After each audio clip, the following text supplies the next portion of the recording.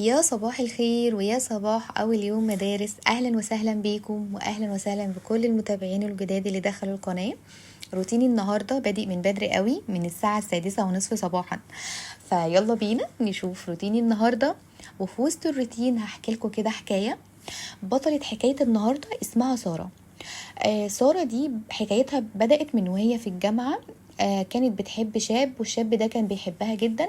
بس المشكلة ان هي كانت من عيلة متوسطة الحال، والشاب ده كان من عيلة غنية. طبعا دخل في تحديات ومشاكل كبيرة جدا مع اهله بسبب ان هم كانوا رافضين ان هو يتجوزها، وان هم كانوا شايفين ان البنت دي اقل منهم وان هي مش مناسبة ليهم. بس فضل ورا اهله لحد ما اتجوزها غصبا عنهم. طبعا بتقول ان هي كانت متخيلة ان هي دي، بس دي بداية قصة الحب الفظيعة اللي ابتدت من هنا، وان هو طبعا الفارس احلامها اللي تحدى اهله علشانها. البداية طبعا بدأت من يوم الفرح. حماتها رفضت ان هي تسلم عليها. حتى كمان اخت جوزها عملت نفسها ان هي مش شايفاها. بتقول حسيت بالاهانة بس عديت. بعدها بكام يوم بعد الفرح بدأت ان هي تنزل لحماتها وتعمل لها الاكل وتنظف لها البيت، خصوصا ان جوزها كان ولد وحيد.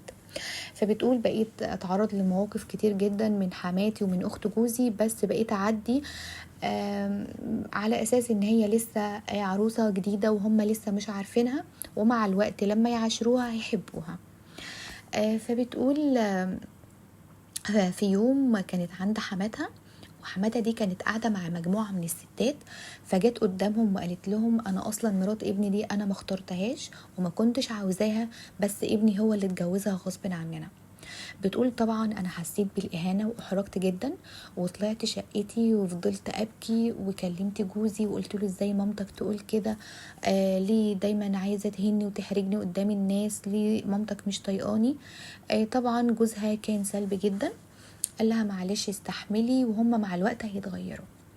فبتقول مرت الايام لحد ما اخته دي كانت عامله عيد ميلاد لبنتها. فبتقول انا رحت زي اي حد كان معزوم في العيلة، وجبت هدية بسيطة للبنت الصغيرة. فجت اخته قدام الناس كلها بتقول احرجتني وقالت لي احنا مش محتاجين منك حاجة وياريت تخليكي في حالك. بتقول وقتها انا بصيت لجوزي وكنت مستنياه يرد، بس كالعادة لقيته ساكت وما بيتكلمش. فبتقول خلاص انا بدأت اتعود على كده وعلى طريقتهم معايا، لحد ما جه في يوم كانت حماتها عاملة عزومة كبيرة جدا للعيلة. وطبعا انا اللي قمت بالعزومه كامله، فضلت في المطبخ من اول اليوم لاخر اليوم وانا بعمل اكل، وبعمل اصناف اشكال والوان على حسب طلب حماتي. وفي الاخر حماتي جت قدام الناس كلها وفضلت تعيب في اكلي، وقعدت تقول لي اكلك بايخ، اكلك عادب، اكلك ده دلع قوي ملوش طعم، ده انا لو كنت عملت الاكل كان هيبقى احسن من كده. بتقول طبعا الناس اللي كانوا قاعدين فضلوا يبصوا لبعض ويغمزوا لبعض ويضحكوا. بتقول انا احرجت وفضلت ابكي. جوزي كان قاعد ولا كأنه سامع اي حاجة، فضل ساكت. بتقول طبعا لما جيت اعاتبه بعد كده قال لي دي امي وانا ما اقدرش اقول لها حاجة وياريت تتحملي وتتجاهلي الكلام. طبعا جوزها سلبي جدا، يعني ايه تتجاهل الكلام؟ على الاقل لو هي مش هترد، على الاقل جوزها كان يرد او يدافع عن مراته، بس هو ما كانش بيعمل كده. المهم المشاكل طبعا كبرت اكتر لما هي جابت ولاد. حماتها دي بقت تتدخل في تربية ولادها، وكل ما تيجي مثلا تربي ابنها على حاجة حماتها تقعد تقول لها لا انتي ست مش شاطرة، انت ام مش شاطرة، انتي ما ينفعش اصلا تربي ولاد. ودايما كانت بتحب ان هي تقلل منها. بتقول لدرجة ان يعني حماتها دي كانت بتضرب ابنها قدامها علشان بس تضايقها. فبتقول ان هي اتحطت في مواقف كتير جدا من اهانات وغيرها، بس ما كانتش طبعا بتعرف تتكلم لان جوزها كان منعها ان هي ترد او تاخد اي موقف، وهو كمان ما كانش بياخد اي موقف ليها. بتقول لدرجة ان راتب جوزها كان يجي لازم بتقول مش حتى نصه، لأ 70% من راتبه لازم يروح لمامته، مع ان مامته حالتها المادية كويسة جدا ومش محتاجة فلوس، بس هي كانت بتعمل كده علشان تضايقني.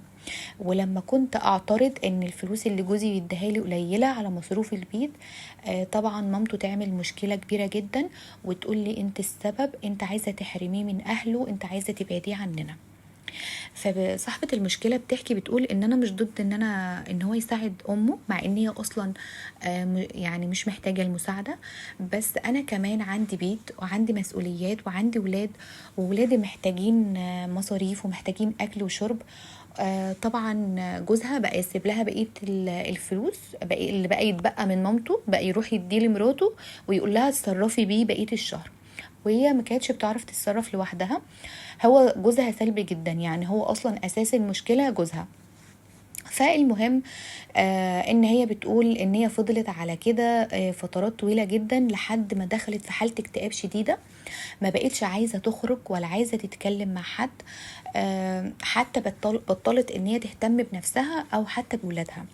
لحد ما جت في يوم بتقول انفجرت في جوزي واتكلمت معاه وقلت له يعني انت اخترتني بايدك، انا ما اتجوزتكش غصب عنك، انا بحبك، بس انا ما بقتش قادره اكمل بالشكل ده. طبعا جوزها كالعاده ساكت، ما بيتكلمش، ما عندوش اي موقف ياخده ضد اهله. طبعا انا قلت لها لا، لازم يعني تتكلمي مع جوزك بشكل يكون صارم شوية، لازم يكون ليه موقف واضح قدام اهله، مش شرط ان هو يعادي اهله، بس على الاقل لازم يقف مع الحق وينصف اهله، يعني زوجته واهل بيته. آه، يعني القصة لسه مفتوحة قدامكم والمشكلة كبيرة، وعايزة اسمع منكم لو انتوا مكان سارة دي هتعملوا ايه، وهتستحملوا علشان الحب ولا تاخدوا قرار من بدري وتبعدوا. طبعا هي في موقف صعب، لان طبعا كمان هي عندها اولاد. فاتمنى ان انتوا تشاركونا رايكم وتكتبوا رايكم في الكومنتات. وبس كده، وكده خلصت حكايه النهارده، وان شاء الله اشوفكم في فيديو جديد وفي حكايه جديده، ويلا سلام.